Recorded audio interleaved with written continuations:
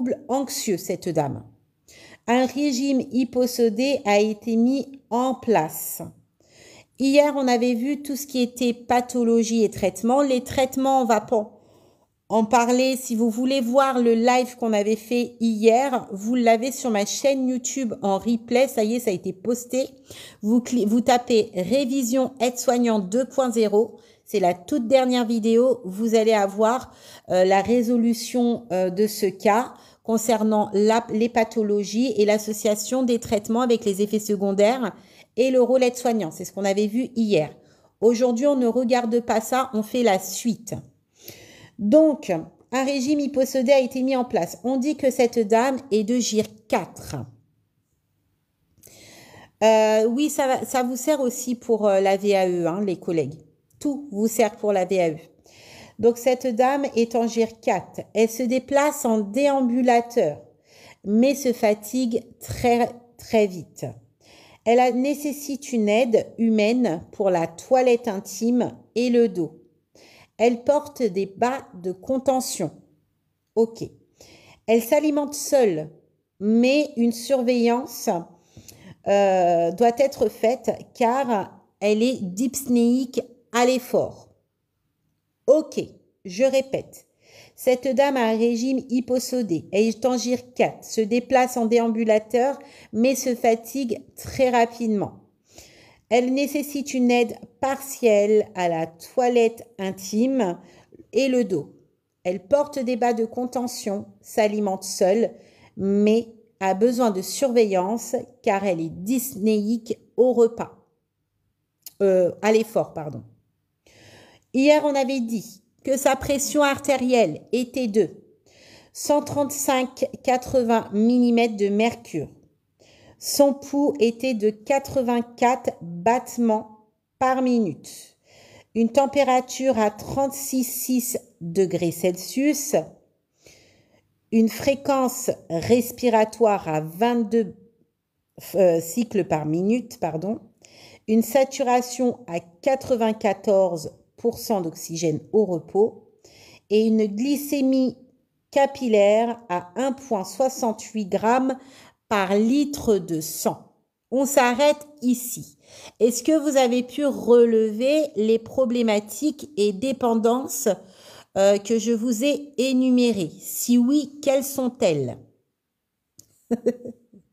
Est-ce que vous avez pu énumérer les problématiques et les dépendances de cette dame? Non. Vous voulez que je le redise? Oui, elle souffre de fatigue. Très bien. Et qu'est-ce qu'on dit de plus par rapport à son cas? Il y a un problème au niveau du déplacement. On dit qu'elle se déplace comment, Ludivine? Comment elle se déplace, cette dame? Elle souffre de diabète de type 2. Qu'est-ce qui a été mis en place par rapport à son diabète de type 2? Elle est en surpoids? Oui, très très bien. Et j'ai pas vu la suite. Et a des troubles anxieux? Parfait. Exactement, elle se déplace en déambulateur. Parfait. Une aide partielle à la toilette intime et le dos.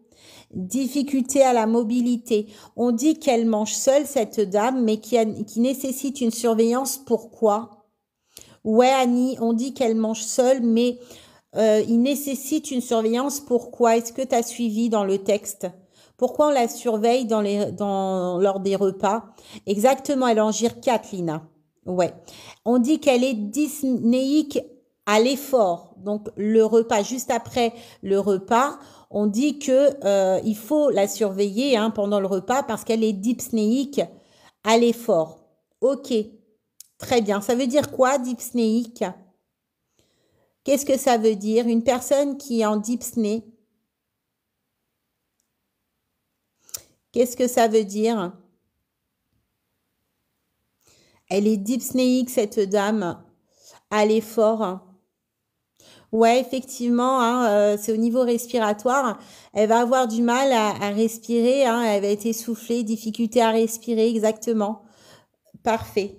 Donc, ok, on va prendre chaque problème, chaque dépendance ici. Il faut que vous vous habituez à mettre moins 5 rôles aides-soignants avant de prévenir l'IDE et avant de faire une transmission. Ne me mettez pas tout de suite, je préviens l'IDE. Parce que ça voudrait dire que vous mettez ça direct sur votre feuille d'examen et c'est sûr que vous n'allez pas avoir votre examen comme ça. Donc, habituez-vous, 5 Rolex soignants minimum avant de prévenir l'IDE et avant de faire des transmissions. OK. Cette dame est anxieuse. Elle est anxieuse, mais si vous avez suivi hier, c'est dû par rapport à son antécédent d'infarctus du myocarde qu'elle a eu il y a 1 mois. Le fait est qu'elle a fait son infarctus du myocarde. Aujourd'hui, ça a contracté une peur, voilà, parce qu'elle a peur de faire un malaise, elle a peur de récidiver et c'est tout à fait normal. Donc, vous, en étant aide-soignante ou aide-soignant, qu'est-ce que vous allez donc le faire? Voilà, par rapport à son anxiété. La rassurer. OK, comment vas-tu la rassurer, collègue? Très bien, la rassurer. C'est très bien de dire la rassurer, je suis OK avec vous, c'est ce qu'il faut marquer à l'examen.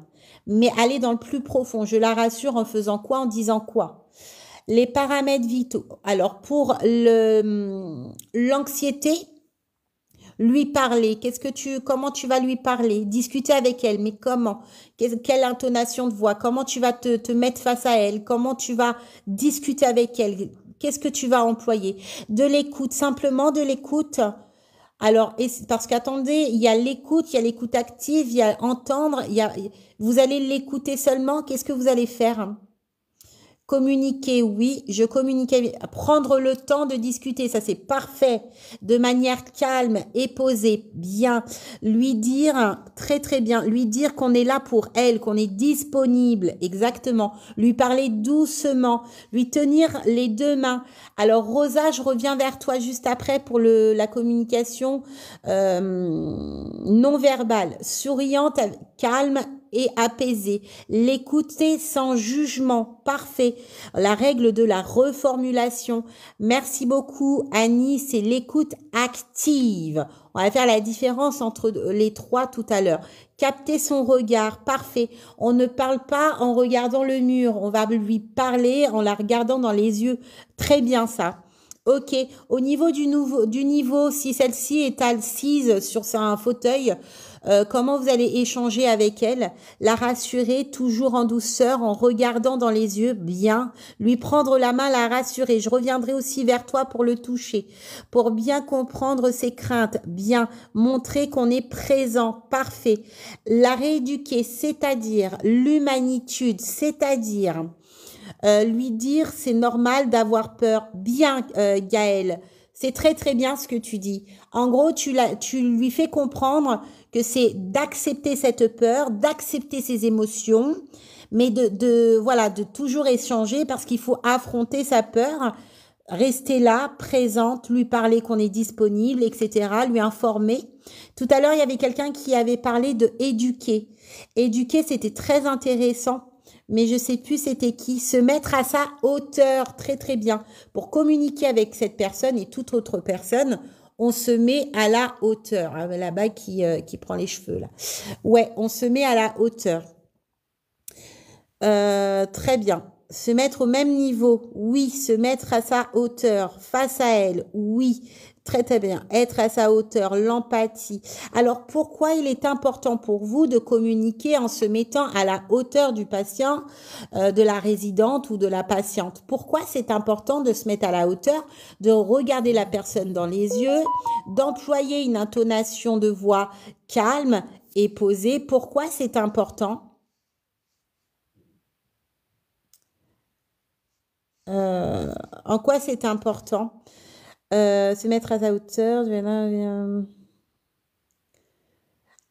Alors les collègues, pour toute autre question qui est hors du contexte du cas, je vous invite à attendre à la fin de la correction, s'il vous plaît. Exactement, c'est un signe de respect, de politesse, mais aussi de mettre aussi un climat d'échange positif, de confiance aussi. On ne parle pas avec une personne, comme je vous ai dit tout à l'heure, on discute pas en baissant les yeux ou regardant le mur ou autre, non. C'est une personne, on la respecte, on la regarde droit dans les yeux. On doit la rassurer. Très, très bien. Tout ce que vous avez dit, c'est excellent. je dirais même pas c'est très bien, je dirais que c'est excellent. C'est ce qu'il faut garder. Par contre, il y avait deux personnes qui ont parlé du toucher. C'était très intéressant. Je crois que c'était Rosa. Elle avait dit que je prends les mains donc de la dame pour la rassurer. On va parler du toucher pour capter l'attention. Est-ce que automatiquement je peux communiquer à travers ce type de toucher avec toute personne? Est-ce que je peux, pour toute personne, utiliser la communication non verbale par le toucher, par les mains, pour tout type de personne? Non.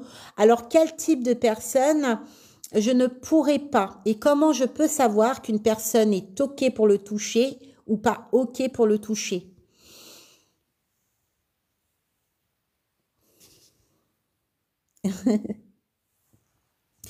Alors, c'est plus une question de pathologie. Parce qu'il y a des personnes qui ont des troubles cognitifs, Alzheimer, qui vont pas être OK pour le toucher. Ça dépend du tempérament de la personne, ça dépend si elle est dans l'acceptation ou pas. On fait attention, même le toucher par rapport aux mains, c'est déjà le premier contact, on fait jamais les épaules avant de faire les mains. On fait très attention parce qu'il y en a, ils n'acceptent pas le toucher, même les mains. Exactement. Avec l'habitude, avec le temps, on peut communiquer à travers le toucher. La plupart des personnes, le toucher par les mains, ça va être dans l'acceptation. Mais attention, on observe, puisqu'il y en a qui sont dans le refus catégorique par rapport au toucher. On fait attention, même les mains. Déjà, on va le sentir. Cette personne va froncer peut-être un peu des sourcils, va légèrement enlever ses mains. On va le sentir. Et ça, c'est vous le sentez avant même d'affaire l'action. Si vous avez une surveillance, que vous basez pas simplement sur, voilà, sur des faits, voilà, et que vous allez plus dans le profond sur votre observation, vous allez sentir si avec cette personne, on peut ou pas communiquer avec le toucher. Les collègues, je sais que vous avez plein de questions, mais toute question qui n'ait rien à voir avec ce cas qu'on fait tout de suite, je vous demande simplement d'attendre la fin du live, je vous répondrai parce que je suis hyper active. Si je vous réponds parce que j'ai envie de vous répondre, je risque de me perdre et ce serait vraiment dommage parce que j'aimerais aboutir à la fin de ce cas. Ok. Ça marche. Donc, au niveau de son état anxieux, vous avez mis des actions en place. Et ce qui est très fascinant, c'est que là, je n'ai pas vu, je préviens l'IDE. Alors, bien sûr, il va avoir une transmission d'équipe par rapport à l'état psychique de la résidente, de la patiente. Mais ce qui est bien, c'est que là, vous avez mené des actions par rapport à votre rôle, à vous. Et ça, c'est puissant. Donc, gardez ça. C'est pour votre examen, c'est pour vous aussi. Et c'est bien, c'est très très bien. Cette dame, on dit qu'elle se déplace en déambulateur, mais qu'elle se fatigue énormément. Donc vous, en tant qu'aide-soignant, qu'est-ce que vous allez pouvoir mettre en place? On dit que cette personne se déplace en déambulateur, mais se fatigue très rapidement. Alors, essayez de me trouver au moins 5 rôles aide-soignants avant de me prévenir l'IDE, avant d'aller faire des transmissions. Je veux vraiment vos actions. Ok, qu'est-ce que je fais? Un fauteuil si elle est fatiguée. Alors, est-ce que toi, en tant qu'aide-soignant, tu peux lui donner un fauteuil roulant? Alors, un fauteuil simple ou fauteuil roulant? Rester à ses côtés, prévoir des pauses, ouais. Donc, aller à son rythme, même si c'est pas très facile. Alors, les transmissions, c'est une évidence. Après, en tout dernier, prendre sa tension, évaluer sa fragilité, son état du jour, c'est hyper important. Faire des pauses, faire à son rythme, rester toujours à côté d'elle. Pourquoi tu restes à côté d'elle? Pourquoi? Surveillance, observation, l'accompagner lors des déplacements. Alors, cette personne-là, tu pourras pas rester toute la journée avec elle parce que tu as d'autres résidents dans d'autres services qui nécessitent ton aide. Par contre, il va falloir que tu fasses quelque chose pour que cette personne puisse t'alerter si elle veut se déplacer ou bien qu'il y a un problème. qu'est-ce que tu feras? Il y a un risque de chute. Oui, effectivement, je l'encourage. Même si elle est fatiguée, il faut quand même qu'elle marche un petit peu, mais à son rythme. Et si elle est épuisée, bah, bien sûr, faire des pauses, pas aller dans l'intensité.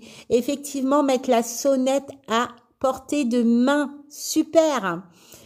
Lui mettre la sonnette. Qu'est-ce que je peux faire aussi pour cette dame? Elle se déplace en déambulateur. Très bien, Étoile. Je dégage l'environnement. Qu'est-ce que je peux faire également? Au niveau de ses pieds, je fais quoi? Je regarde quoi? Mettre des chaussures adaptées. Super. Et quoi d'autre? Qu'est-ce que je vérifie? Demander à l'ergo de trouver un fauteuil adapté. Alors, parlez avec l'équipe pluridisciplinaire. Effectivement, et après, c'est eux qui chercheront une solution pour cette dame. Qu'est-ce que je peux faire d'autre, à part les chaussures adaptées, à part de dégager l'environnement? Très bien, Ludivine, je vérifie l'éclairage des pièces, les couloirs, sa chambre, pour quand elle se déplace. Cette personne se fatigue beaucoup. Oui, on veille à l'hydratation, l'alimentation. Surveillance du déambulateur, ça c'est bien, Lina. Les freins, si elles sont en bon état de marche. Et vous avez vu là tout ça? Vous me l'écrivez sur l'examen, hein? On est en train de faire quelque chose de très puissant. La majorité de vos actions, là que vous êtes en train de dire en live, c'est souvent ces actions-là que vous oubliez le jour d'examen. C'est d'ailleurs à cause de ça que vous passez au rattrapage. Donc là, j'espère bien que vous prenez des notes. De toute façon, ça sera mis en replay sur YouTube, mais prenez conscience que ce que vous êtes en train de faire là tout de suite, c'est puissant. C'est votre examen. C'est excellent ce que vous faites. Donc là, vous voyez, vous avez mis plus de 5 rôles aides-soignants. Et c'est ce qui vous est demandé. D'accord? On tourne. C'est un cas où il y a un peu de bloc 1, il y a un peu de bloc 2. Voilà, ça tourne. Regardez si celle-ci porte des lunettes. Très, très bien. Veillez si c'est bien lavé, nettoyé, hein, que il n'y a pas de petites choses qui peut déranger au niveau de sa vue. Mettre à disposition de l'eau, la chaise percée, la télécommande et assurer l'environnement. Ok. Alors, cette personne, je ne sais plus si elle était incontinente. Je crois pas qu'on avait dit ça. Je viens de valider mon module 1 et 2. Félicitations, Elodie. Félicitations, collègue. Donc voilà, donc ça c'est pas mal. Vous gardez ça en tête. Bien sûr, on fait toujours une transmission, on évalue ses capacités du jour, on dit que cette personne est fatiguée, a tendance à être fatiguée. Ça se trouve aujourd'hui, elle va péter la forme. C'est pas parce que hier elle était hyper fatiguée qu'aujourd'hui, ça se trouve au taquet, hein, elle va faire les 400 mètres, hein, sans être essoufflée ni rien. Donc voilà, on évalue son état du jour, toujours, toujours, toujours. Félicitations les collègues, félicitations. Ok, cette dame a besoin d'une aide. Elle a besoin d'une aide partielle à la toilette. Ça veut dire elle nécessite une aide humaine pour sa toilette intime et son dos. Ok. Lors de la toilette, vous, qu'est-ce que vous allez faire? Quelles vont être vos actions, vos surveillances? Qu'est-ce que vous devez respecter? Qu'est-ce que vous allez faire? Je veux 5 minimum rôles aides-soignants. Et si vous en dites plus, eh bien, c'est très bien. Mais en tout cas, vous allez me les noter à l'examen parce que vous allez décrocher votre diplôme. Je veux 5 rôles aides-soignants minimum. Là, cette dame nécessite une aide partielle à la toilette intime et le dos. Vous faites quoi? C'est parti. Évaluer ce qu'elle peut faire avant tout. Très bien. Évaluer son état du jour et ses capacités du jour. Je l'accompagne en fonction de son gire. Très bien. Je respecte sa pudeur. Très bien. Son autonomie. Je surveille l'état cutané. Très bien. Quand tu dis que tu vas surveiller l'état cutané, qu'est-ce que tu vas surveiller précisément et quelle zone au niveau de l'état cutané qui est plus fragile et qui nécessite une surveillance plus accrue? Parle-moi, dis-moi tout, Lina. Encourager, ne pas faire à sa place, respecter sa dignité. Très bien. Préserver son intimité, oui. Laisser son autonomie. Préparer le matériel, être organisé. Très, très bien, ça. La stimuler. Alors, faites attention au terme stimuler. C'est comme tous les ans, hein, on vous enlève des mots. Donc, il y a certains IFAS, ils n'acceptent plus le stimuler. Hein. On propose. On sollicite. Donc, vous ferez attention à ça. On lui laisse faire ce qu'elle peut faire seule. L'encourager. Très bien. Mettre une chaise. Oui, elle fatigue cette dame. Hein. Donc, on la laisse pas trop debout trop longtemps. On respecte son autonomie. Surveillance de l'état cutané. Très bien. Avant de faire cette toilette intime, qu'est-ce que je fais? Cette dame va aller dans la salle de bain, va se retrouver nue, hein, voilà. Qu'est-ce que je vais surveiller? Qu'est-ce que je vais lui proposer à cette dame? Avant toute toilette, à tout accompagnement à cette toilette intime, qu'est-ce que je vais faire? Sa pudeur, la stimuler, garder son autonomie, respecter sa pudeur, encourager, oui, ne pas faire à sa place. Merci beaucoup, Léandre. Avoir son accord, hein, déjà, une première chose, eh bien, on va lui expliquer que c'est vous qui allez devoir l'accompagner, que si elle est d'accord et elle est prête. Mais qu'est-ce que je vais faire aussi? Soins personnalisés, chaque prise en soin est complètement différente, oui. Respecter son autonomie, très très bien. Merci beaucoup. Lors du soin, il faut communiquer avec elle, il faut lui dire chaque action que vous menez. Je vais vérifier au niveau de l'état cutané, les escarres, les rougeurs, les plis, les plis hein, de laine et les plis en dessous des seins. Hein, oui, ça on regarde bien. En dessous du ventre, hein, le pli en dessous du ventre, tous les plis, les aisselles, tout ça, on vérifie bien. C'est là où il y a beaucoup de rougeur, de macération, que ça risque d'être hérité, donc on fait hyper attention. Alors avant la prise en soin, j'avance un petit peu parce que vous êtes au taquet. Avant la prise en soin, qu'est-ce que je fais? Qu'est-ce que je fais? Avant que cette personne se mette nue, hein, voilà, se déshabille, qu'elle se retrouve dans une pièce, qu'est-ce que je vais faire? Respecter le protocole s'il y a, ouais, le protocole basique, hein, le propre, le gant pour la partie basse, le gant pour la partie haute, etc. Alors, qu'est-ce que j'ai? Fermer la porte, l'intimité, qu'est-ce que je peux aussi? Alors, pour les corrections des documents, tout, il faut prendre des prestations, les collègues. Je fais pas ça comme ça.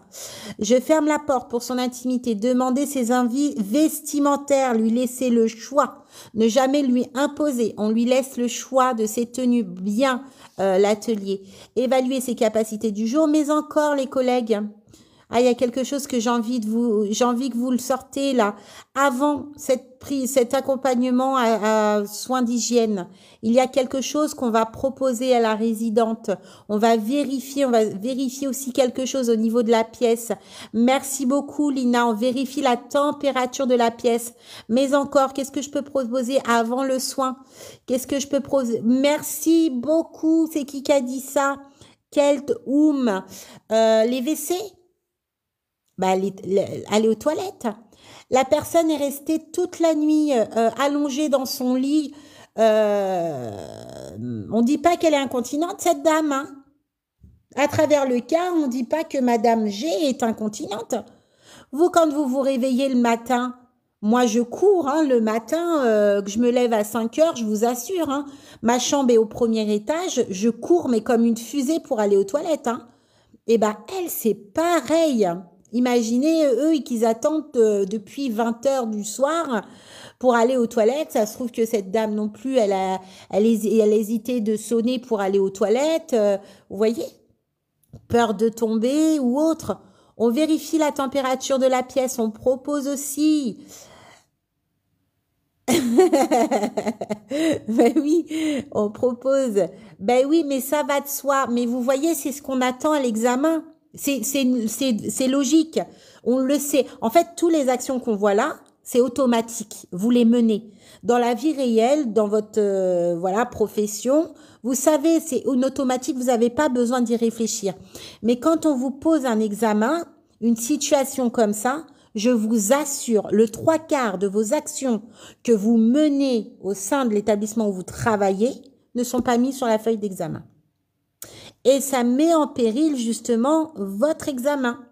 Parce que les actions que vous menez, elles sont OK sur le terrain, mais beaucoup d'entre vous n'arrivent pas à les poser sur le cas.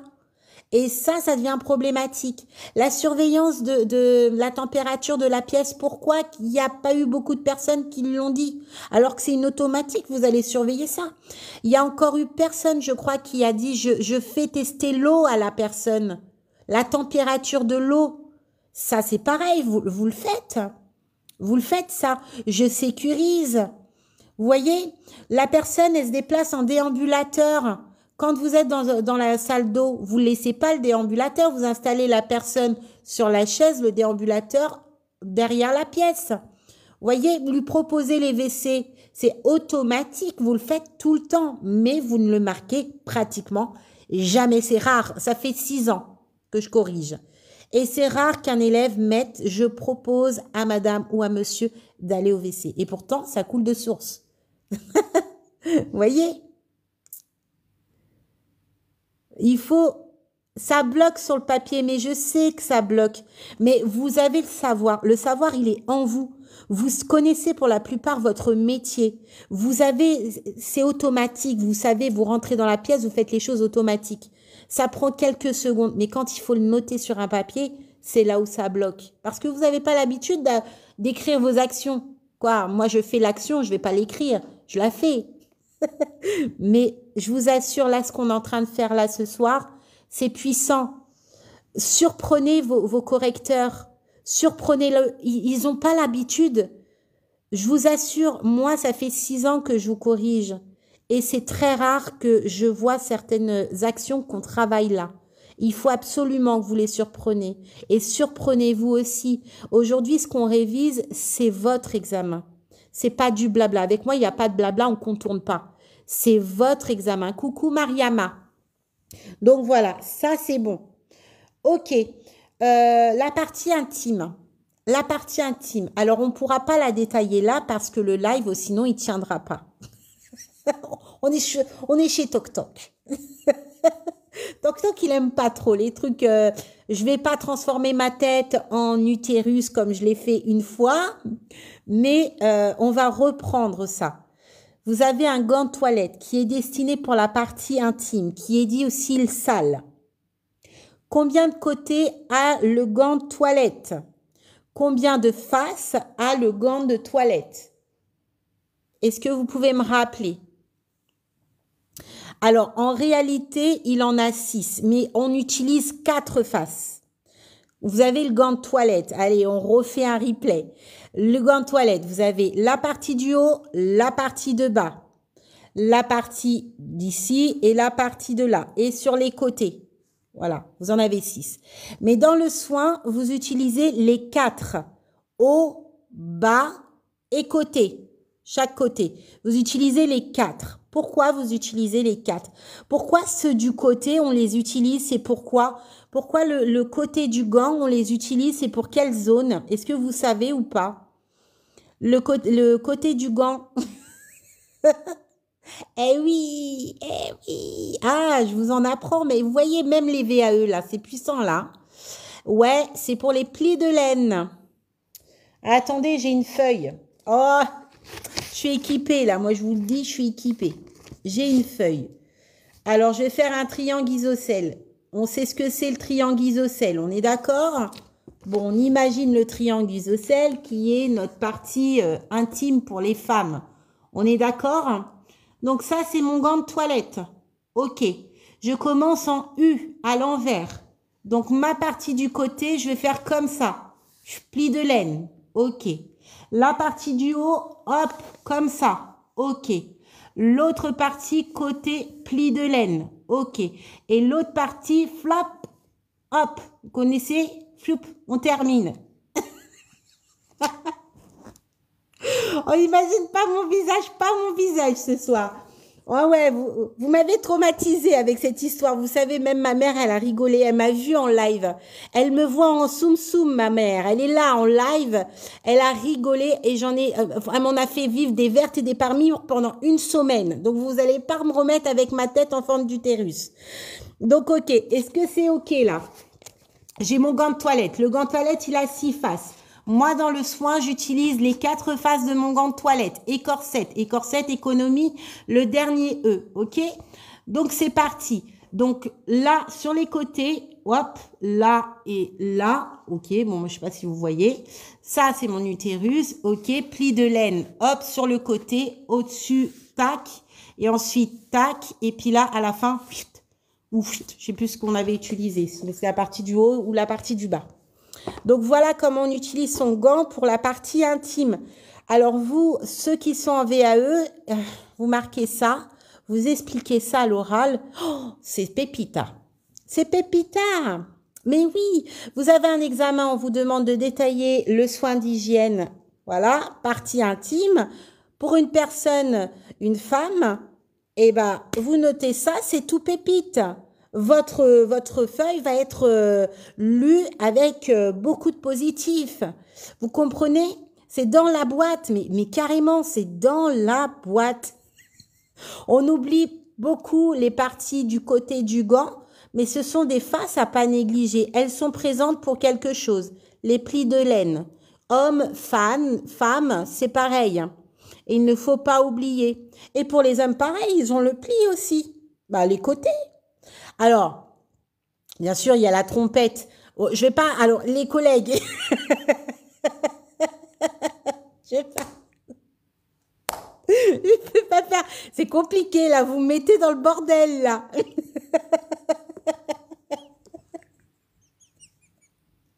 Mais vous me mettez dans le bordel, les collègues. Oh là, c'est qui m'a demandé ça? Alors oui. Alors on peut pas utiliser ces mots-là sur Toc Toc. Mais effectivement, je peux pas. Vous imaginez que je fais le geste, on sait jamais. Vous voyez, il y a des guet-apens là, ils sont là, ils enregistrent. Je tourne partout après. J'en ai eu pour une semaine avec ma mère. Ne recommencez pas, s'il vous plaît. Ouais. Donc, on va laisser la trompette sur le côté, mais c'est à peu près la même technique. Pli de laine, et voilà, trompette. On finit toujours par la trompette. On n'oublie pas les clochettes, toujours. On fait hyper attention. On a tendance, alors, beaucoup ont tendance à pas regarder, surtout quand il y a des selles. C'est des zones, alors sans rigoler, c'est hyper important. C'est des zones vraiment où, voilà, il peut se loger des matières. Il faut vraiment bien nettoyer. Oui, ça sera mis en replay sur sur YouTube. Allez, on arrête ça là. Oui, toujours. On lave le chapeau, toujours. Oui, on fait ça. Voilà, on n'oublie pas de D, voilà. Oui, alors on nettoie bien, on fait bien. Alors il faut pas, alors là on rigole, mais l'hygiène masculine, elle est beaucoup aussi négligée sur le terrain. Il faut faire très attention, hein, c'est pas une blague. Au niveau des bourses, entre la trompette et là il y a un creux, il faut bien nettoyer. Les plis de laine aussi, c'est hyper important. Le il faut le faire. Hein. C'est pas oui, moi j'ai pas l'habitude et tout ça. Alors quand on décide d'être aide-soignant ou soignant, effectivement on est confronté à faire ce type de soins. Donc il faut faire face à ça. Ce sont des hommes qui aujourd'hui sont dans une posture où ils sont vulnérables, ils ne peuvent pas faire ça tout seuls et il faut les aider. Si c'est sondé, on n'oublie pas à désinfecter bien sûr la sonde. Laver. Voilà, on va, ça c'est un sujet, ça, vous restez dessus, hein. Oh non, Héloïse, on reste dessus. Bon, on passe. Exactement, on décalote et on désinfecte bien pour éviter on lave bien, on enlève toute substance de savon, ça c'est hyper important. Ok. Bon allez, on passe, hein. On passe. Bon, vous avez compris la technique du gant de toilette, hein. Ok, on dit que cette dame a des bas de contention. Mais bien sûr que ça aide même pour les VAE qui construisent leur dossier, c'est puissant, ça, c'est de la valeur, ça c'est bon, on aime, c'est donné ça. Cette dame a des bas de contention. Alors, expliquez-moi pourquoi cette dame aurait des bas de contention. Alors, je ne sais pas si vous avez... donc, au niveau des pathologies, je rappelle, antécédent d'infarctus du myocarde, hypertension artérielle, insuffisance cardiaque, diabète, arthrose, surpoids. Voilà. Donc, oui, au niveau de la circulation sanguine, oui, oui, oui, oui, effectivement. Alors, cette dame, à ce jour, en plus de ça, je ne sais pas c'est qui a parlé de l'œdème, mais à ce jour, il y aurait une suspicion de œdème. Je crois que c'était elle, il me semble. Mais on n'a pas lu la suite. On n'avait pas lu la suite. Oui, elle a un risque. Bah, en plus, le risque est devenu réalité parce que je vous ai pas lu la suite du cas. Effectivement, elle a de l'œdème qui a été mise au niveau de la cheville, je crois.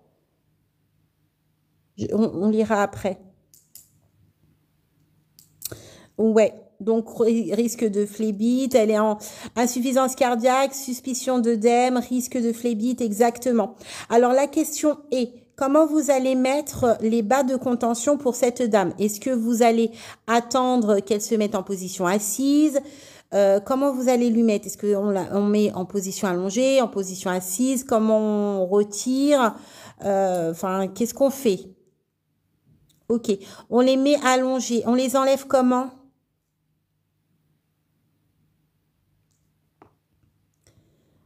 On les enlève comment? Allongés. Ouais, exactement. Alors, admettons que cette dame, vous lui mettez pas les bas maintenant puisqu'elle va faire sa douche. À quel moment vous allez lui mettre les bas de contention? Donc, elle va se lever, cette dame, elle a des bas de contention prescrites. Vous allez lui faire sa douche. Oui, j'enregistre le live, il sera sur YouTube. Exactement, il faudra qu'elle s'allonge. Il faudra qu'elle s'allonge un certain nombre de temps, 15, 20 minutes, et puis après, vous pouvez lui mettre les bas de contention. Très bien. Ça, vous avez capté. Vous êtes excellentes tous. Oh, sinon, ça ne fait pas effet. Ça fait pas effet, ça sert à rien. C'est considéré comme des chaussettes basiques. Et c'est pas l'objectif. S'il y a une prescription de bas de contention, c'est parce qu'il y a des risques derrière. Les risques, elles sont énormes. Donc, il faut respecter, du coup, le protocole, comment ils se mettent et comment ils s'enlèvent. OK. Alors, la petite question qui fâche beaucoup. Est-ce que vous avez le droit de mettre des bandes de contention? Attention, là, on n'est pas sur des bas. On est sur des bandes de contention. Oui, il faut les mettre allongées, exactement.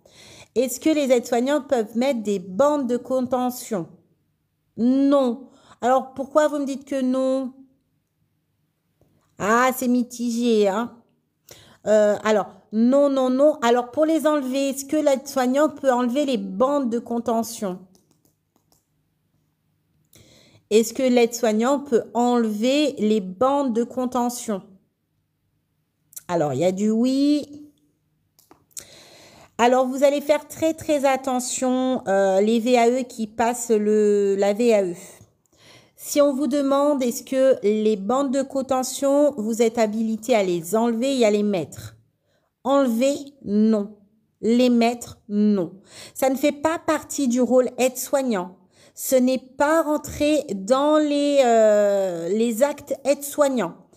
L'aide-soignant ne doit pas mettre les bandes, ne doit pas les enlever. Alors certains vont me dire oui, mais nous, quand l'IDE, elle s'en va, eh bien on doit les enlever. Oui, mais dans ces cas-là, il faut faire un rappel à l'employeur parce que c'est en fait l'employeur n'a pas respecté. Il se doit de mettre les IDE en fonction des besoins des patients. C'est des soins prescrits, médicaux, c'est sous responsabilité juridique si vous le faites.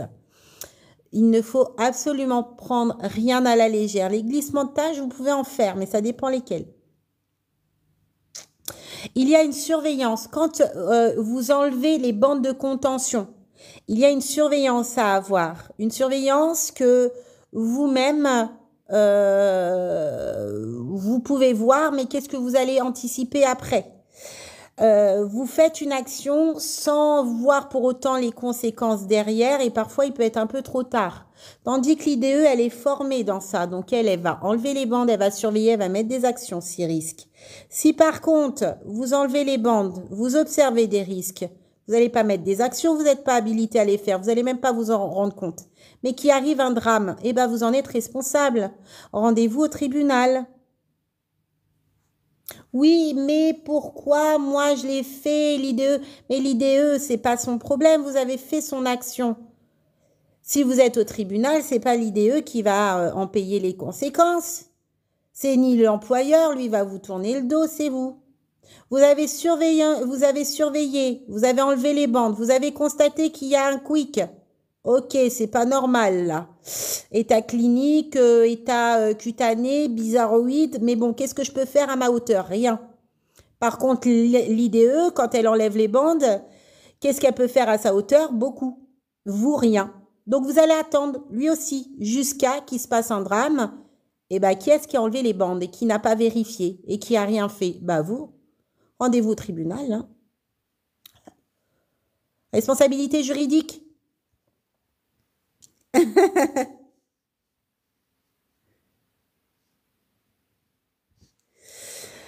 L'IDE se doit de le faire. Si vous le faites aujourd'hui, c'est parce que justement, vous avez habitué le salarié, l'employeur, l'équipe à ce que vous menez des tâches et parfois, vous ne les comprenez pas forcément. C'est pas un jugement. C'est parce qu'en fait, c'est rentré dans les mœurs. Certains ne savaient même pas que c'était pas à eux de le faire et les risques encourus derrière. Mais parce que les équipes ont toujours fait ça. Pourquoi? On ne sait pas. C'est rentré dans le rôle aide-soignant alors que pas du tout. Hein. Voilà. Donc ça, on fait attention. On fait attention, mais il y a plein de trucs comme ça. Hein,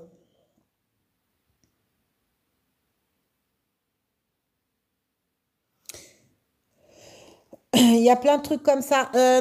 C'est l'IDE. L'IDE doit le faire, même à domicile. En fait, c'est une prescription. Il y a une surveillance à avoir. Je ne sais pas si ça capte, mais c'est un acte médical. Le fait d'enlever et de mettre. Vous n'êtes pas formé pour. C'est ça que je suis en train de vous dire. Donc oui, on vous le fait faire, mais c'est pas à vous de le faire. Et tant que vous êtes dans OK, je le fais, bah vous allez continuer à le faire. Il y en a, ça énerve parce que vous menez cette action et on vous dit mais non, mais en fait non. Mais en fait, il faut accepter. Il faut accepter que l'action derrière, il peut avoir des conséquences. Vous allez surveiller un quick, mais qu'est-ce que vous allez mettre comme action? Rien. Parce que c'est pas à votre hauteur. C'est pas à votre hauteur. Il faut faire attention à ça. Ok. Ça, c'est problématique. Hein. À chaque fois, ma mère qui est dans le live, elle interagit très très peu, mais elle sait très très bien ce que je dis là.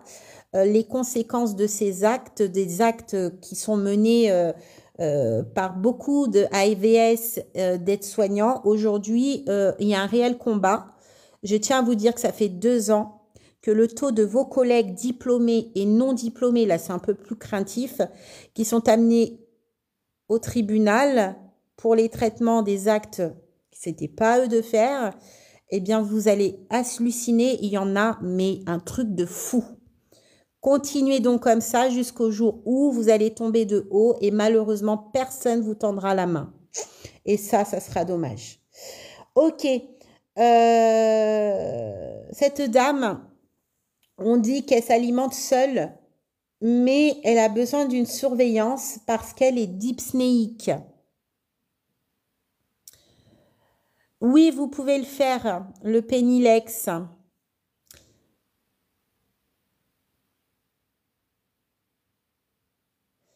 Les autres questions, les collègues, je répondrai après le cas. Je répondrai après le cas. Ok, cette dame, elle mange seule, mais nécessite une surveillance parce qu'elle est dyspnéique. Alors, qu'est-ce que vous faites, vous, en tant qu'aide-soignant? Elle est dyspnéique, elle mange seule, Elle n'a pas de texture adaptée, ni voilà, elle mange normal. On dit pas qu'elle a voilà des textures ou voilà, on dit pas. On dit simplement que ça la fatigue énormément et que bah elle est essoufflée quoi. Elle est dyspnéique. Donc je surveille. Je surveille quoi? Attention qu'elle est pas ouf. Attends, c'est passé trop vite. Donc là, positionner, attention aux fausses routes. Pourquoi tu dis qu'elle est à risque de fausse route, cette dame? Restez près d'elle, restez près d'elle, oui, être vraiment bien la surveiller, voir la quantité qu'elle mange. Si elle arrive à mâcher, bah, je vais dire la réponse de la collègue là. Couper la viande. Alors, elle mange seule. On n'a pas forcément, on dit pas qu'elle nécessite une aide pour couper la viande. Mais effectivement, la fatigue on peut l'aider s'il y a besoin. Observer lors du repas. Très, très bien. On peut faire autre chose aussi si elle est dyspnéique. Installer correctement la SAT, oui. Risque de fausse route, oui. La mastication, surveiller sa mastication. Effectivement, le risque de fausse route, elle est due aussi à ça. Si cette dame, elle est fatiguée, elle va avoir cette lenteur de mastication. Et le truc, c'est qu'elle risque d'avaler des gros morceaux, vous voyez. Donc, on fait très attention à ça. Dyspnéique, quand vous savez, quand on mâche, on respire pas forcément, vous voyez. Donc, on fait des petites, voilà, on l'éduque. On lui dit, hein, on lui informe que c'est bien de manger en petite quantité, de bien prendre le temps de bien tout avaler avant de prendre une autre bouchée. Vérifier sa SAT, oui. Elle a difficulté à respirer. Ouais, fausse route. On dit pas qu'elle mange mal, mais on dit qu'elle est dyspnéique. Alors là, il y a un risque derrière. Faut la surveiller. Prendre son temps, position bien assise, respiration trop rapide, position assise, surveillance du rythme respiratoire. Oui, on peut faire sa fréquence respiratoire aussi. Être patient, ne pas la presser, exactement. Alors, madame M, il est déjà 13 heures. Vous avez bientôt fini, hein, vous avez bientôt fini. Allez, il faut aller vite, hein, il faut aller vite. Ça, vous oubliez, hein. Oui, déjà pour tous les résidents, tous les patients, on oublie ça. Attention à la texture des repas. Alors, on ne dit pas qu'elle a une texture adaptée, mais du fait qu'elle soit fatiguée, on va faire quand même très attention et on va aller dans l'action de surveillance et d'éduquer. De bien lui dire, de bien couper les aliments. Si besoin, on va l'aider et de petites bouchées. Très bien. La SAT, bonne installation, jus de lait en cas de besoin. L'hydratation, très bien. Cycle respiratoire, faire des pauses, très bien. Les pauses sont hyper importantes. Qu'elle garde pas en bouche, ouais, exactement. Elle a un risque, oui, de dénutrition ulcère, et c'est bien. J'avais dit ça, elle a plusieurs risques, tu as rebondi. Qu'elle garde pas en bouche, éviter les fausses routes, installer bien droite, exactement vérifier l'état buccal, donner-lui de temps, faciliter sa respiration. Alors, comment vas-tu faciliter sa respiration? Qu'elle ne garde pas en bouche, lui laisser à manger à son rythme. Ouais. J'avance un peu, risque de pas de distraction autour. La patience, la patience. Ouais, c'est bien. Mais vous voyez, là, ce que vous êtes en train de faire, c'est presque un perfect. Un perfect. Vous êtes en train de faire un perfect. Comme ça qu'on dit en anglais, un perfect. Parce qu'il n'y en a pas un qui m'a dit, je préviens l'IDE, je fais une transmission. Bien sûr, s'il y a un problème, je préviens l'IDE. De toute façon, j'en ferai une transmission. Mais là, c'est un perfecto.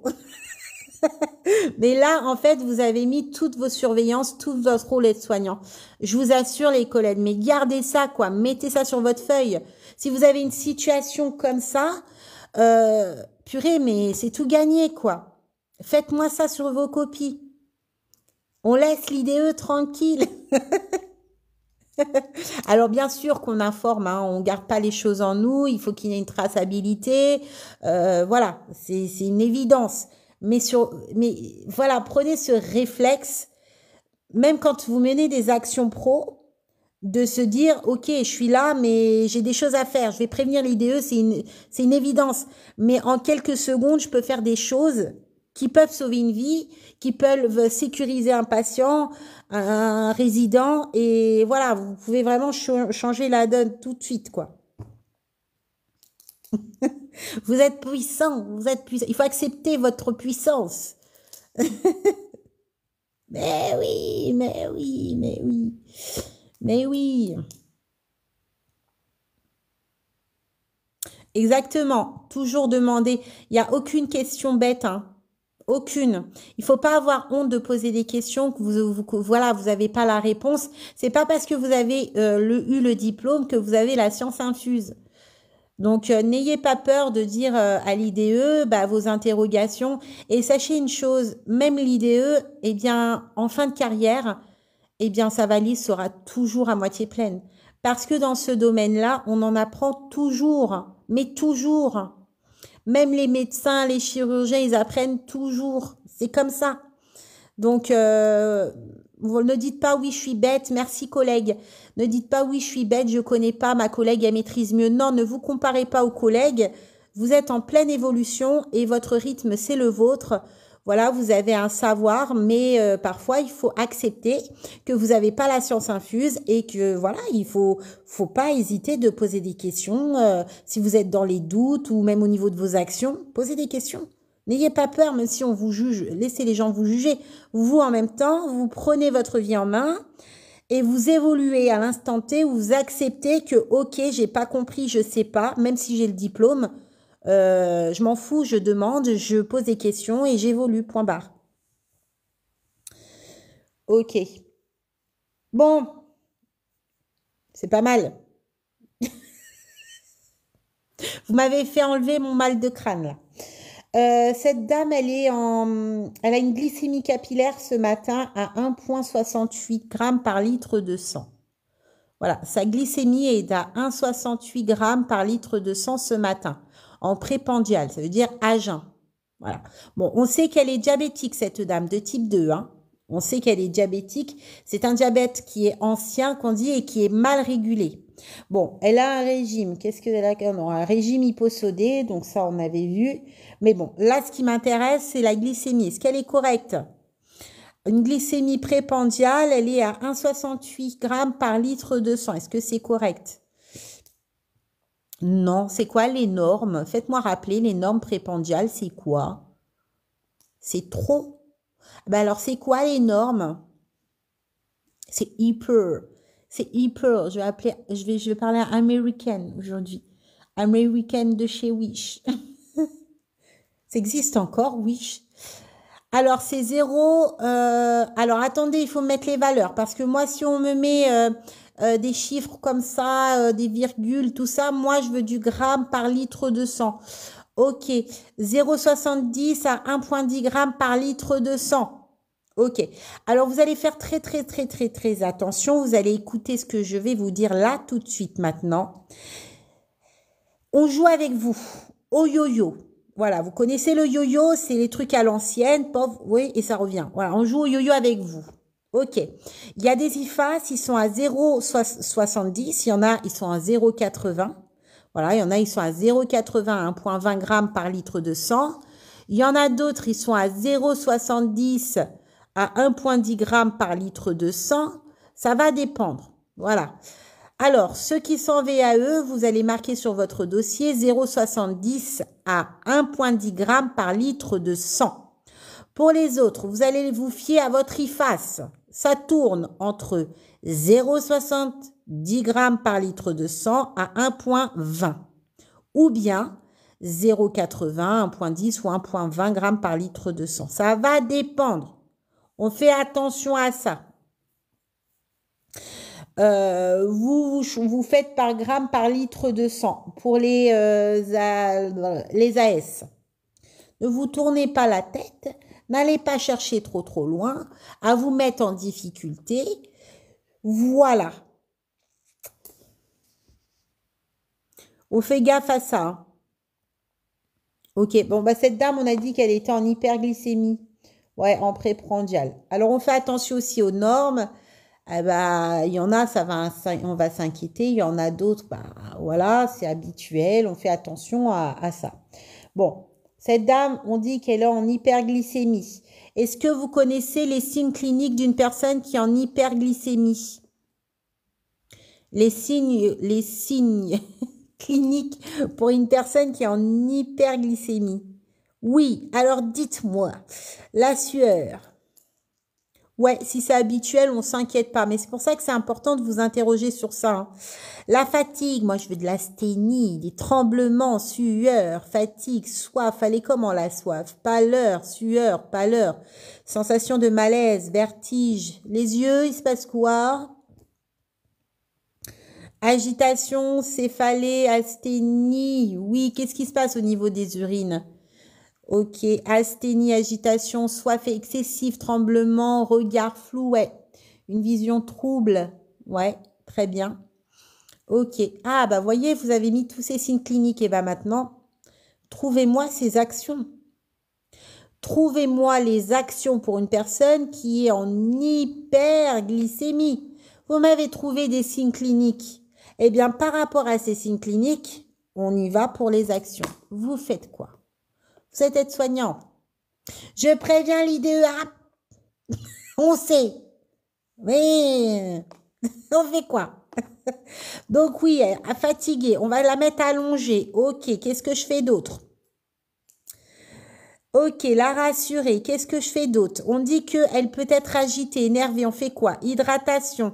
J'ouvre les fenêtres pour aérer un peu. Très bien. Allonger la personne. Hydrater, oui. Qu'est-ce que je peux faire? Hydratation, la rassurer, hydrater. Je fais quoi d'autre? Rien donner de sucré. Pour l'instant, non. Mettre au repos, ouais. Communiquer, ouais. Adapter son régime, prise régulière de la glycémie, la sucrée, gants de toilette sur le front. Alors, ce qui est intéressant là, est-ce que parce que cette dame est en hyperglycémie, je vais pas lui donner son repas de ce matin? Sous prétexte que cette dame est en hyperglycémie, est-ce que je vais lui refuser son repas de ce matin, son petit déjeuner? Je lui donne ou je lui donne pas? Elle est en hyperglycémie, cette dame. Je lui donne ou je lui donne pas? Je lui donne pas à manger? On lui donne ou on lui donne pas? Ok. Alors, cette dame est en hyperglycémie ce matin. Alors, vous dites que vous lui donnez pas. Mais elle est toujours en hyperglycémie cet après-midi. Je lui donne toujours pas à manger? Je l'alimente pas parce qu'elle est en hyperglycémie? Qu'est-ce que je fais? On ne sait pas, hein? On ne sait pas si on donne ou on donne pas. Est-ce qu'on la prive de manger? Ah là là là là, c'est cruel. Que c'est cruel.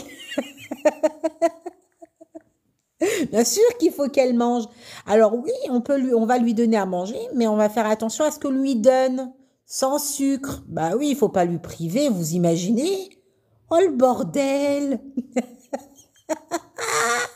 Vous imaginez? Imaginons que vous lui donnez pas le matin au petit déjeuner, que ce midi elle est toujours en hyper, donc vous n'allez pas lui donner ce midi, mais que le soir et au goûter elle est toujours en hyper, je lui donne pas. Oh la pauvre. Bon après bien sûr il va y avoir l'infirmière qui va venir et tout ça, mais oui. Non mais on lui prive pas, on lui donne quand même. On lui donne, mais on va faire attention à ce qu'on va lui donner. L'hydratation est hyper important. Il mange plus jusqu'à nouvel ordre, Maya. Oh, c'est gore. Ah non, non, vous dites pas qu'Héloïse, elle a dit non, ah bah, ça va pas ou quoi, on lui donne.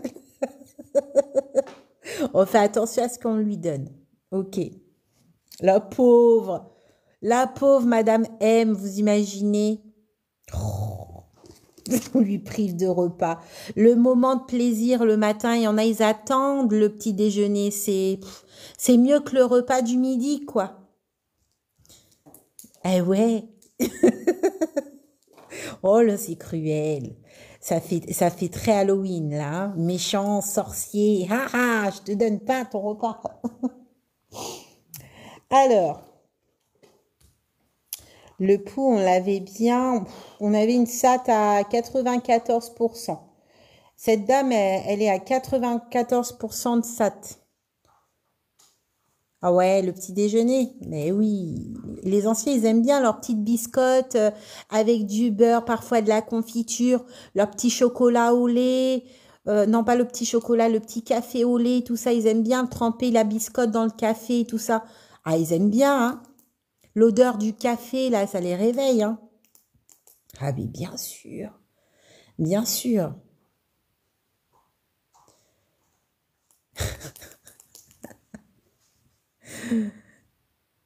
Pas que dans le café.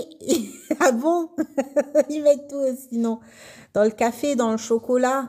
Il y en a, je sais pas si les anciens ils raffolent du chocolat. Moi, j'ai pas beaucoup travaillé en maison de retraite.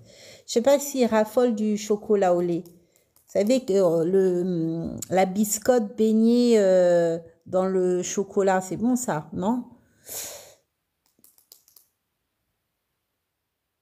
Être plus de 12 heures sans rien, mais oui.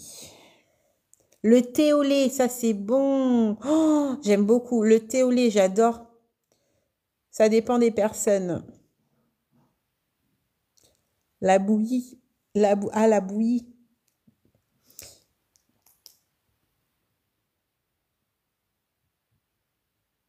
Oui, l'IDE, de toute façon, elle viendra. Mais on se sait. On se sait.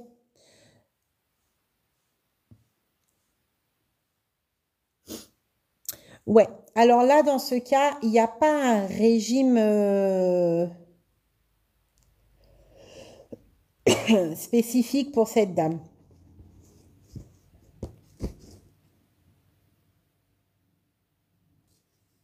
J'ai écrit vite fait là, avant de faire le live.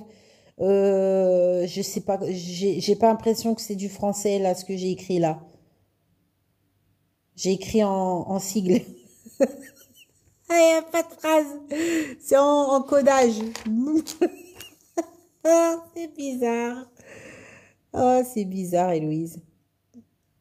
Coucou et petit Sam. Ça va? Bon. Il est long ce cas. Et il est hyper long.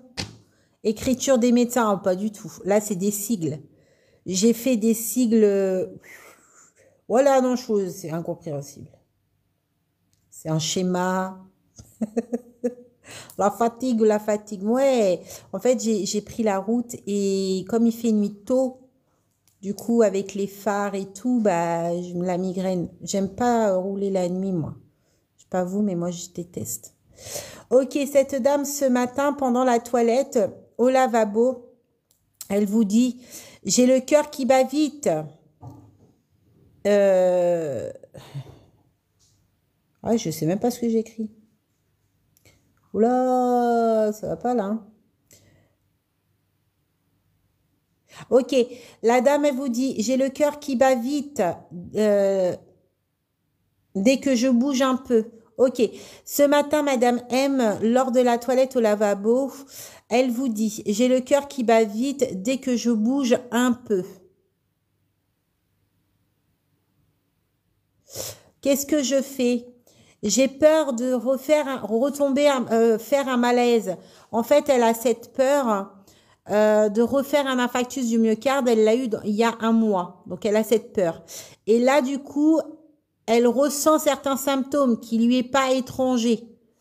Donc, elle dit, j'ai le cœur qui bat vite dès que je bouge un peu. Donc, qu'est-ce que je fais? Très bien. Je la rassure. Paramètres vitaux, c'est-à-dire quel type de paramètres? L'installer sur une chaise, surveiller. Ah, c'est passé trop vite. Surveillance le long de la toilette, lui prendre la fréquence cardiaque. Et quoi d'autre? Fréquence cardiaque, on la met au repos, oui. La faire s'asseoir, ça c'est direct. Hein. C'est direct, direct. La faire s'asseoir, prendre sa fréquence cardiaque, très bien. Crise d'angoisse, tension. Alors on sait pas. Là c'est un signe qu'on peut pas, on peut pas, comment dire. on peut pas ignorer. On peut pas ignorer. On a une personne qui a des troubles d'anxiété, mais qui a aussi des antécédents. Donc, il y a un mois, c'est tout récent, d'un infarctus du myocarde. On dit qu'elle est insuffisance cardiaque, souffre d'insuffisance cardiaque, d'hypertension artérielle. Bon, ça sent un peu le boudin. Ça sent le boudin, ça sent le boubou. Et là, elle vous dit, j'ai le cœur qui bat vite dès que je bouge un peu. Donc, voilà, dès qu'il y a en plus de ça, dans le cas, on dit que dès qu'elle fait un effort, elle est dyspnéique. Donc là, effectivement, je prends les paramètres vitaux, la pression artérielle, le pouls, la saturation, la fréquence cardiaque. Eh ben oui, on y va, hein. Très, très bien. Ouais, on la rassure.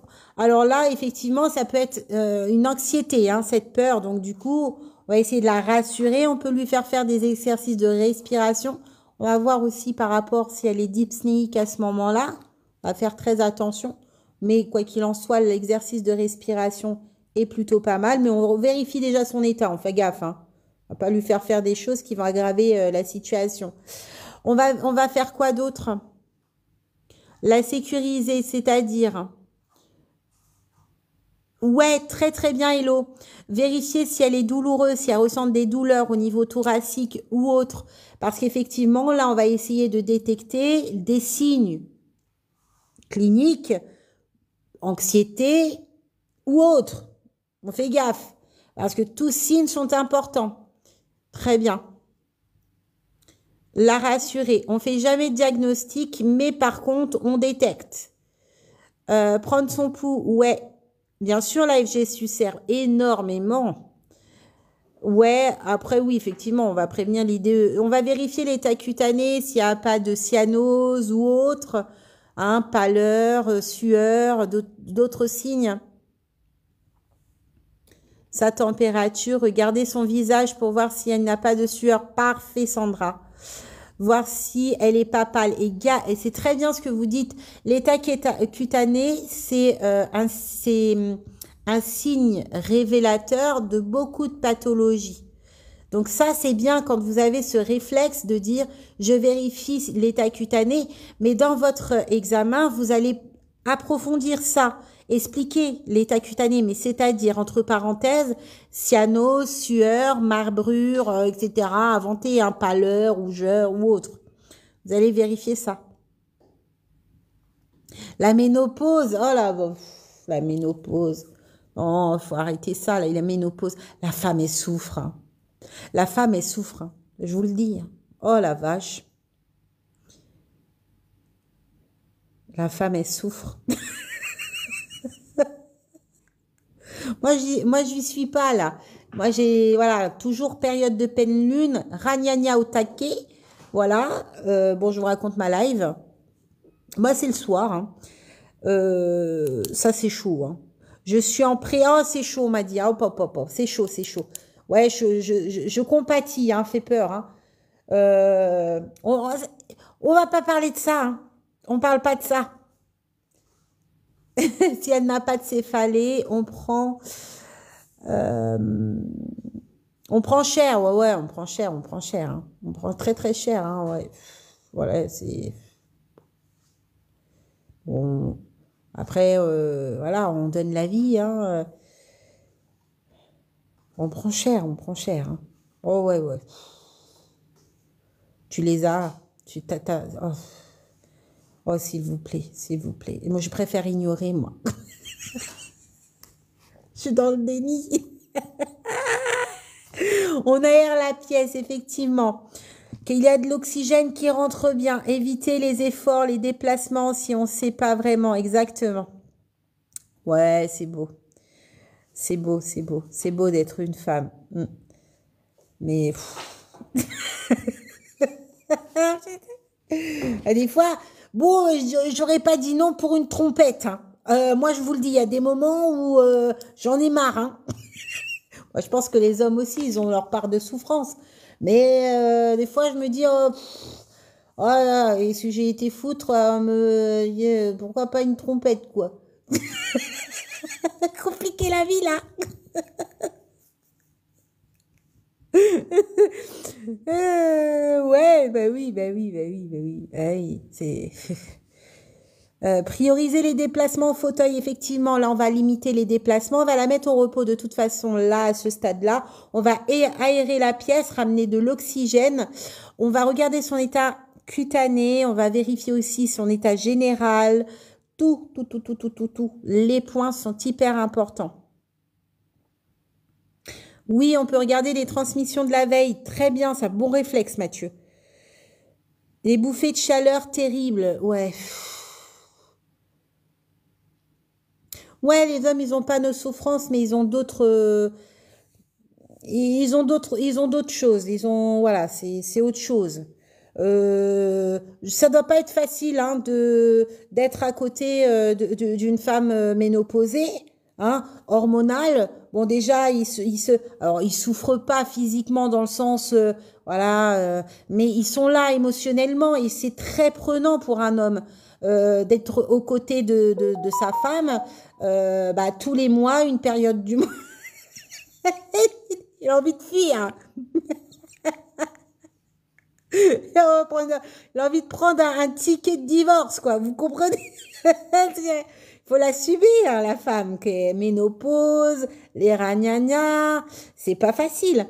C'est pas facile. Émotionnellement, je pense que l'homme aussi a une surcharge aussi d'émotions, de maintien qui... Il faut pas s'étonner qu'à un moment donné, il pète un plomb. C'est pas facile. Les grossesses, oui, il y a des femmes, elles sont enceintes, elles sont insupportables. Faut le dire, hein. Il y a des femmes, elles sont enceintes, elles sont insupportables. Il y en a, ils sont en préménopause, ils sont invivables. On aurait dit des démons. Des démons. Mais l'homme, il subit tout ça, le pauvre. Il vit de la maltraitance, hein, émotionnelle, carrément. Ah bah attendez, il faut dire ce qui est, hein. C'est le pauvre. Ah bah oui, nos corps ont vécu la guerre. Ah bah ça, c'est sûr. Eh oui, hein. Oh là là. Vous voyez, quand vous me faites partir dans un autre sujet, c'est compliqué, hein. Eh oui, oui, oui. Non, mais vos hommes, vos maris, faut être reconnaissant. Parce que c'est aussi des êtres humains, hein. Moi, je me suis vue enceinte me prendre la tête pour un oignon. La découpe d'un oignon. La découpe. Découper un oignon en petits cubes. Mais je me suis prise la tête pour un oignon. C'est pas possible. Mais c'est quoi ça? On se transforme, Pokémon. Oh mais oui, en pleine évolution. La femme, elle est constamment, depuis l'adolescence jusqu'à la fin, en train de se métamorphoser. Oui, on est des Pokémon en pleine évolution. Pikachu en Raichu, l'autre je sais plus quoi. Mais carrément, il y a un gros problème. La femme, elle est psychopathe parfois. Elle souffre, mais elle est psychopathe. Ah, il faut dire les filles, hein. C'est vrai, c'est vrai.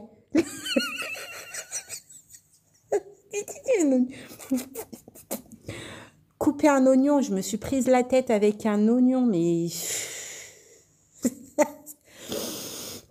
Inspirer, expirer. Ah, oui, mais la femme, des fois, elle frôle la WC, hein, mais sans s'en rendre compte. Hein. Mais je vous assure, hein, il y en a, même moi en tant qu'amie, je les supporte pas enceintes, hein. Pas du tout. Je leur dis, mais toi, on se revoit dans 9 mois, hein. Insupportable. Je peux pas, moi. Un coup ça, non, mais on s'arrête. L'homme, il vit ça tous les jours, tous les soirs. Moi, je vis ça 5 minutes, j'en peux plus. Du yoga. Eh ben, je me suis inscrite au yoga. Franchement, je sais pas c'était quoi comme type de yoga. J'étais pas prête. La sophrologie, je l'ai fait. Je pense que c'est très intéressant, je pense.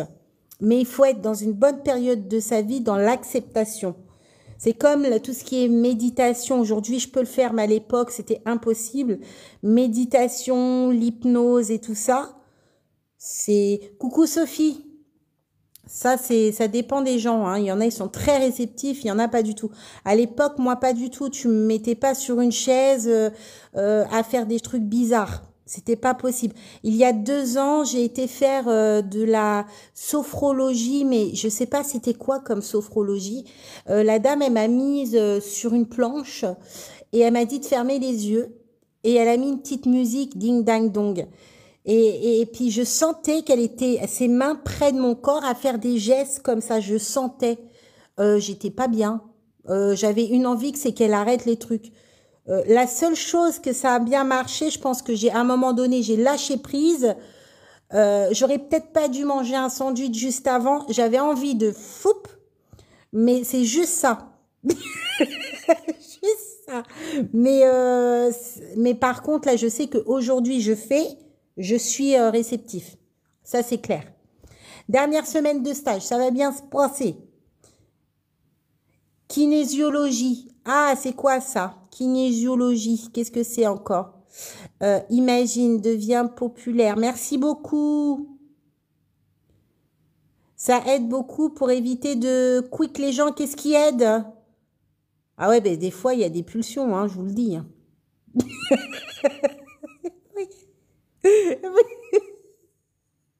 Des fois, il y a des pulsions. Ça vous est déjà arrivé? Une collègue ou une amie, vous la voyez, mais hyper calme. Hyper calme, hyper trop mignonne et tout. Elle encaisse les jugements des autres et tout ça. Et un jour, comme ça, souvent la journée, la nuit de pleine lune, la veille de la pleine lune, elle arrive au travail ou au repas. Et là, elle pète un câble, personne comprend. Elle pète un câble. Il y en a, ils sont... Ah, ils sont extraordinaires. L'homme, il est fascinant, je trouve. La sophrologie, ça aide vraiment. Ah ouais, rien qu'à mon stage, j'avais envie des fois. Mais je pense qu'aujourd'hui, je suis réceptive parce que je suis très, en ce moment, depuis novembre 2024, quand j'ai giclé toutes les personnes toxiques de ma vie, je me suis mise un peu dans tout ce qui est, vous savez, méditation, tout ça, machin. Eh ben, je me sens mieux et je suis très réceptive. Je sais que si demain, je prends un rendez-vous avec un bon sophrologue, je pense que il y a moyen de faire quelque chose d'intéressant. Bien, et toi, comment vas-tu, la reine des Kabyles? Discipline qui étudie les mouvements du corps humain. Ah, ben alors c'est peut-être ça. Parce que tu vois, elle m'a mis sur une planche. Voilà. Et puis, en fait, elle m'a dit de fermer les yeux. Mais je voyais, en fait, enfin, c'est pas que je voyais, mais je sentais qu'elle bougeait. Mais moi, ça me mettait mal à l'aise. Mais vraiment. Je me suis dit, je vais pas ouvrir l'œil parce que je sens que je suis prête à être pas sérieuse. Donc, j'ai respect, j'ai fermé. Je suis restée comme ça, j'ai serré, j'ai serré pendant 40 minutes facile. Elle interroge le corps. Alors, elle a pas parlé. Elle a fait des gling, gling, gling. Tu sais, un instrument qui fait gling, là. Tac, tac. Et elle m'a mis auprès de mon oreille. Enfin, où je suis sourde. Mais voilà, elle tapait sur un truc. Alors, je sais pas ce que c'était. Ah bah ça date, hein. Ça date, cette histoire.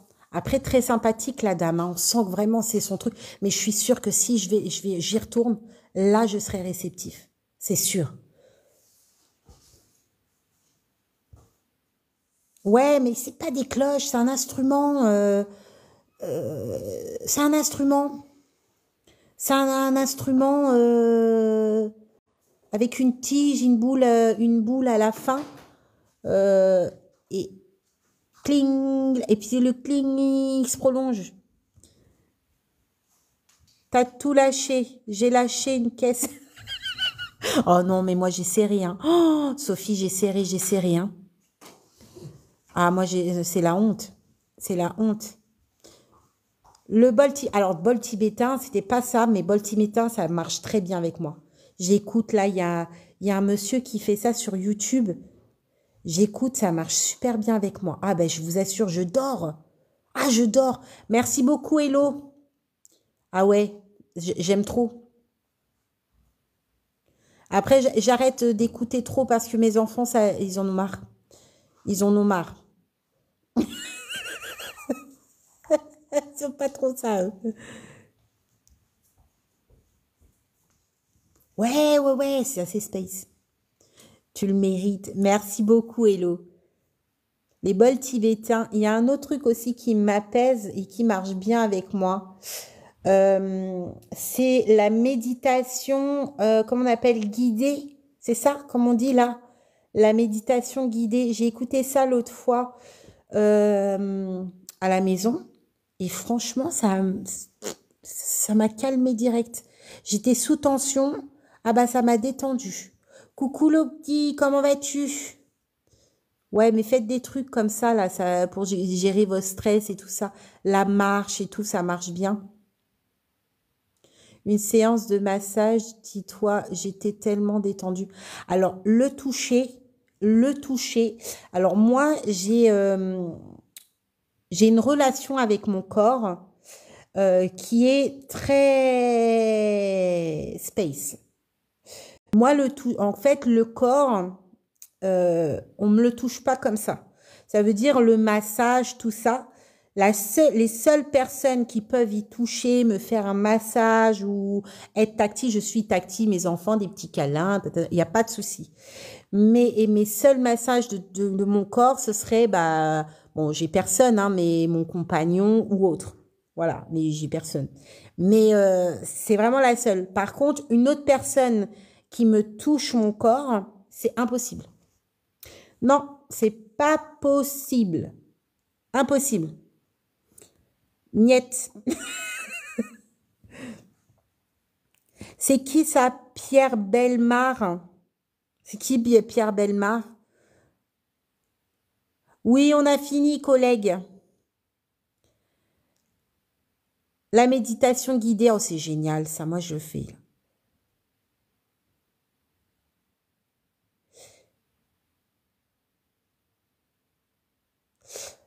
J'ai pas compris. Et tu seras hospitalisé, tu feras comment? Alors, moi j'ai été hospitalisée. Je me suis retrouvée dans un secteur où, bah, malheureusement, je ne pouvais pas prendre soin de moi parce que j'étais en incapacité. Donc, j'avais conscience, mais je ne pouvais pas me laver. Donc, c'était l'équipe soignant qui me faisait, c'était une torture pour moi. Donc, je suis dans l'acceptation parce que j'ai pas le choix. Quand je t'ai hospitalisée, t'es dans l'acceptation, t'as pas le choix. Mais pour moi, c'est une souffrance. Je vous assure, c'est une souffrance. Bon, après, il faut savoir qu'il y a des traumatismes derrière. C'est pour ça que quand je vous dis, quand vous prenez en soin des personnes âgées, vous faites attention pour ceux qui se crispent lors de la toilette intime et tout. C'est parce qu'il y a un passif aussi souvent derrière. Voilà, voilà, j'ai été hospitalisée où je ne pouvais pas prendre soin de moi. On prenait soin de moi. J'en étais très reconnaissante. J'ai été dans l'acceptation, mais ça a été une souffrance. Donc, je souffrais en silence.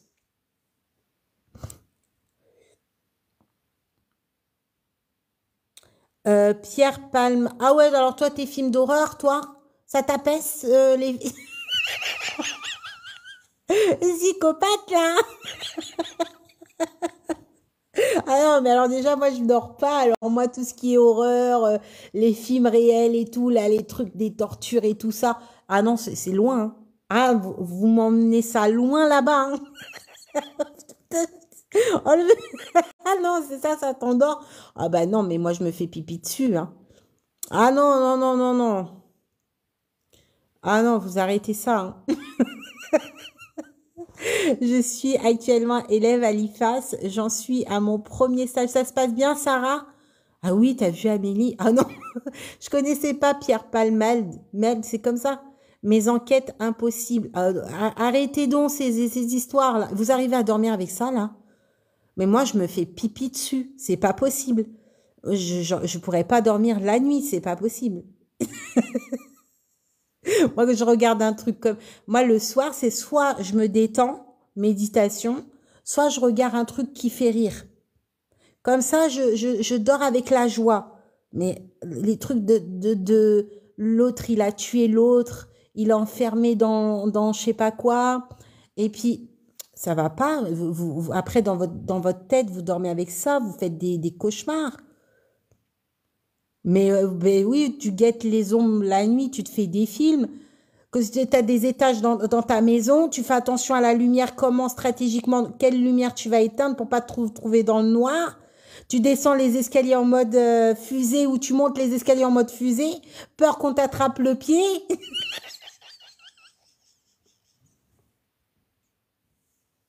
Moi, je peux pas, hein. Je suis comme un gosse. Moi, j'ai peur du noir. Moi, je suis en mode veilleuse. Me ramenez pas les ombres, là, la fenêtre qui est ouverte et il y a l'arbre qui commence à me truquer. Là, je commence à regarder fixement. Je m'imagine un extraterrestre. Ça va pas ou quoi? Non, vous m'enlevez ça. Enlevez. Non, mais oh, non, non, vous déconnez, vous, films d'horreur, hein. Moi, même même là, Octobre, là. Non, non, les monstres et compagnie, là, non, non, pas chez moi, hein. Moi, personne vient sonner à la maison avec des déguisements de clown. Moi, j'enlève la sonnette, il n'y a pas de bonbons. J'ouvre pas. J'ouvre pas la porte, moi.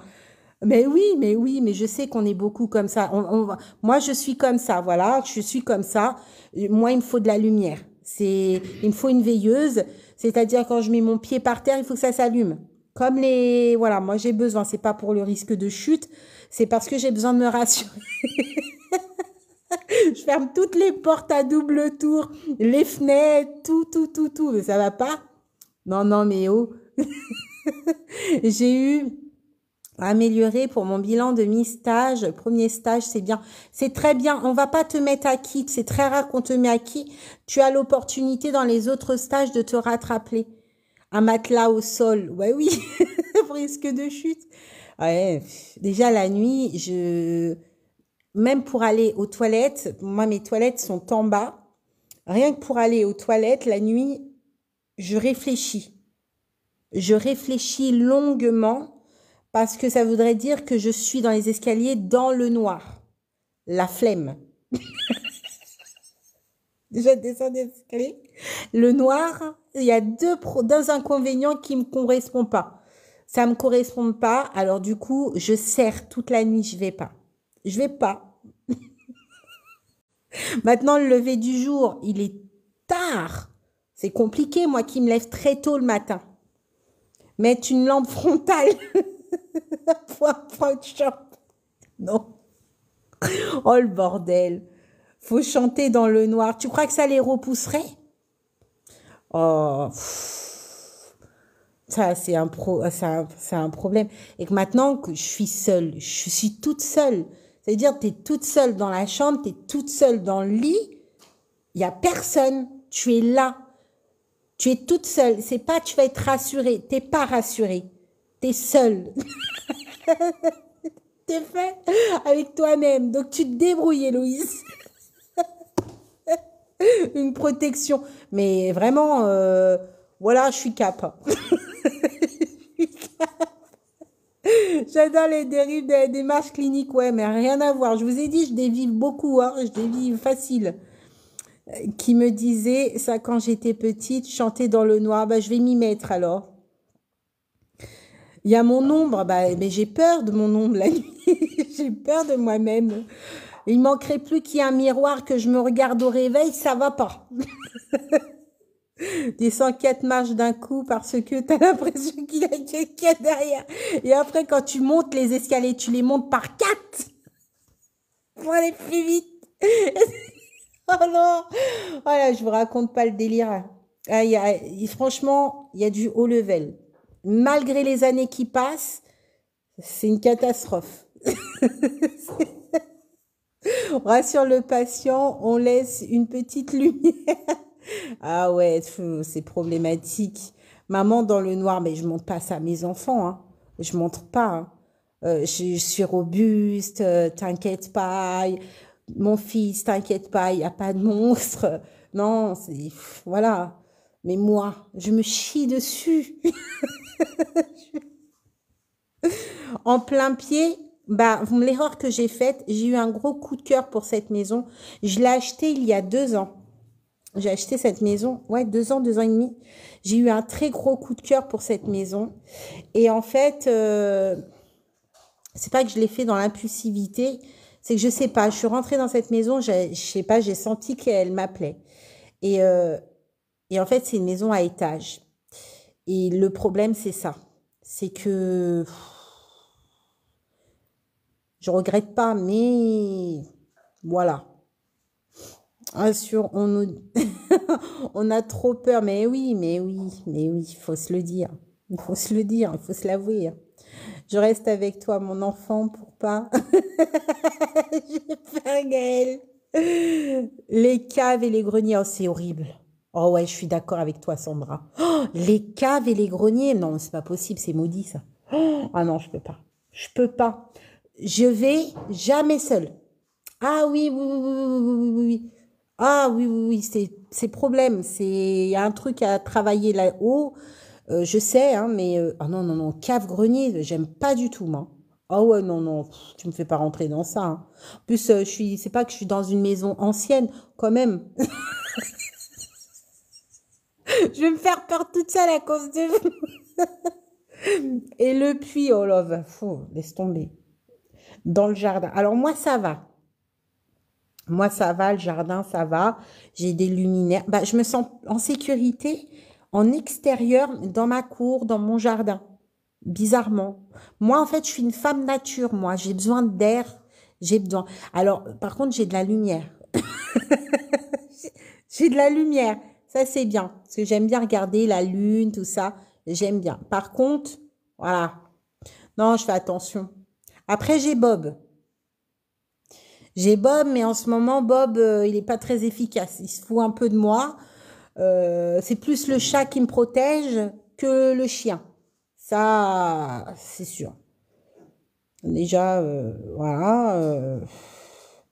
Il aboie une fois sur deux. Bon.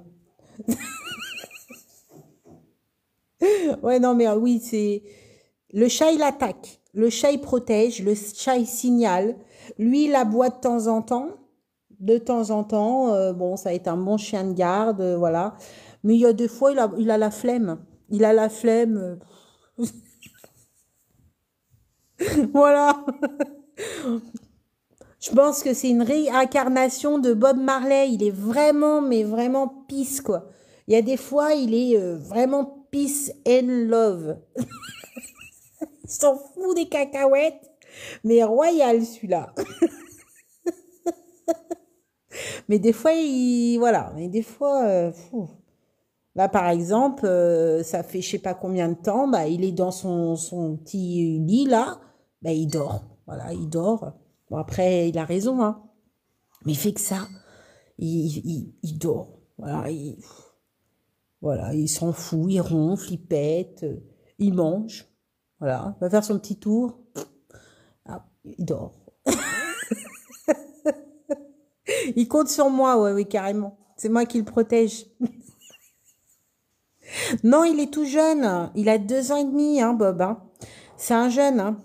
Il se déplace avec moi en IFAS, dans les EHPAD, tout ça. Oh, non, non, il est tout jeune, hein. Euh, non, non. Il me fait des bêtises, hein, aussi, hein. Il me fait des bêtises. Il est très jaloux. Bon, là, il m'a pas fait de crise de jalousie. Souvent, quand je suis en live, il est là, il fait un scandale, il vient me chercher ses jouets, il joue avec le trépied, il me lance des paix en plein live, c'est pas moi. Ah, c'est trop bien, mais oui, il se déplace avec moi, toujours, quand on peut. Parce qu'après, il se fatigue. Ben oui, Bob, il dort en cas d'urgence. Ça, c'est tout Bob, là. Par contre, Croquette, le chat, je vous assure que je crois qu'ils ont changé d'âme. Le chien est devenu chat et le chat est devenu chien. Par contre, le chat, il est réactif de fou. Lui, t'es sûr que s'il aime pas quelqu'un, c'est bon. Là, je vais vous laisser. Là, il est 22h30, 22h20. Je vais vous laisser, les collègues. Ouais, c'est bizarre. Il s'est passé un truc, jour de pleine nuit, de pleine lune. Ils ont dû changer d'âme. Il y a un truc qui s'est passé, une éclipse. Un truc bizarre. Il se passe des choses, on ne sait pas ce qui se passe. Il est beau. Voilà, je vous laisse les collègues, le live. Alors, j'ai mis sur le site de 1 euro, je vous ai mis le cas. Je ne sais pas si vous l'avez vu, mais je vous l'ai mis en PDF sur la plateforme à 1 euro. Je vous l'ai rajouté. Bonne nuit, bonne soirée à tous. J'aurais même pas besoin de prendre un Doliprane. Vous avez été mon Doliprane. J'ai plus mal au crâne. Merci beaucoup. Bonne soirée à tous. Quand je sais pas quand on va se retrouver, quand j'ai le temps, tout ça. Force à vous. Et en fait, on n'a pas fini le cas. Donc, je pense qu'il y a une 3e partie. Voilà, voilà. Bonne soirée à tous. Bisous, bisous.